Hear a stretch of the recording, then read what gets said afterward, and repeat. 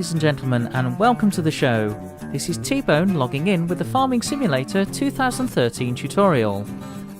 In this episode we will cover the tools and implements given at the start of the game, the PDA and its functions, as well as a map orientation around the default map of Hagenstadt. Although the game contains tutorials, it doesn't do a very good job of explaining all the features of the game. So, without further ado, let's enter career mode. As far as difficulty level is concerned, the main differences to each are the level of starting capital, the amount of money owed to the bank, and the prices each crop will sell for. For this series, I will select normal mode. When the game first starts, you will be outside the farmhouse. Above the door there is a horseshoe. There are a total of 100 horseshoes to collect in the game scattered around the map, which will earn you an achievement on Steam. In the top right hand corner, the current game time, weather condition and game speed is shown. This can be adjusted from real time to 120 times speed by using the 7 and 8 keys on the keyboard. You will see question marks dotted around the map. While these explain some of the features, it doesn't do this for everything that a beginner farmer would need to know. Now let's go down into the yard and take a look at the equipment the game starts you with. The first piece of equipment we will discuss is the plough. In Farming Simulator, although you can use it to plough fields, there isn't any need.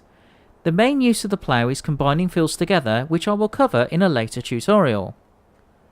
Next to that is the cultivator. This is used after harvesting to cultivate the field ready for seeding. Speaking of seeding, the starting seeder allows you to plant wheat, barley, canola and grass.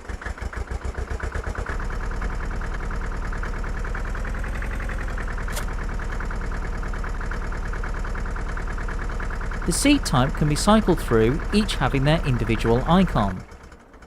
When it comes to planting grass, a word of caution. Once you plant grass in a field, it is very difficult to return the field back to a state ready for a different crop to be seeded. This can only be done with the plough in Create Fields mode, and it is painstaking. Hence, I would choose your grass fields wisely.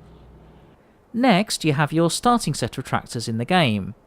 The Kramer KL200 is the cheapest of all the tractors in the game, however, it is the least useful. Apart from the lack of power, the tractor does not have a front attachment. Hence, I would sell these tractors either by going to the shop screen by pressing P, or driving them to the vehicle shop. The other thing you will see in front of the tractors are weights. These need to be attached to the tractor when using implements like seeders, cultivators and ploughs. The reason is, with these implements attached, a lot of weight overhangs the rear axle of the tractor. As the tractor moves forward, the front wheels are lifted off the ground, hence the weight acts as a counterbalance to solve this problem. Lastly, you have your starting combine. This will harvest wheat, barley and canola. For sugar beet, potatoes, corn and grass, you need other equipment, which will be covered in later tutorials. That covers all the equipment, so let's look at the PDA. This is brought up on screen by pressing I on your keyboard. The PDA will give you a map screen with your position highlighted as a green arrow. You can change the map level by using 9 on the keyboard.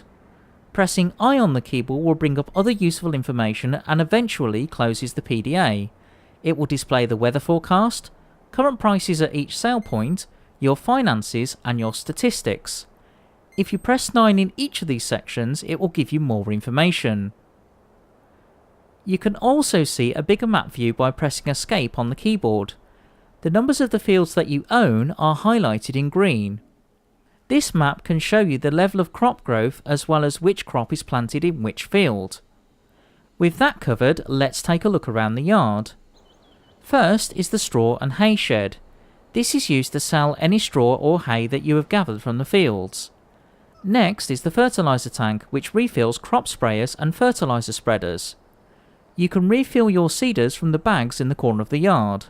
These are also located at the farm shop and near field 29.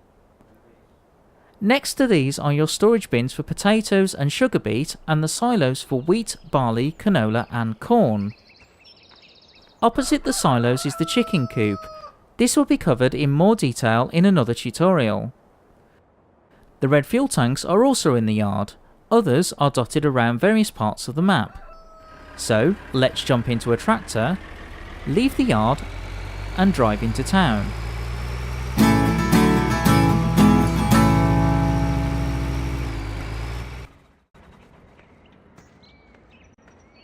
The first place I will show you is the vehicle shop. Any vehicles and equipment that you purchase will be delivered here and show in the car park.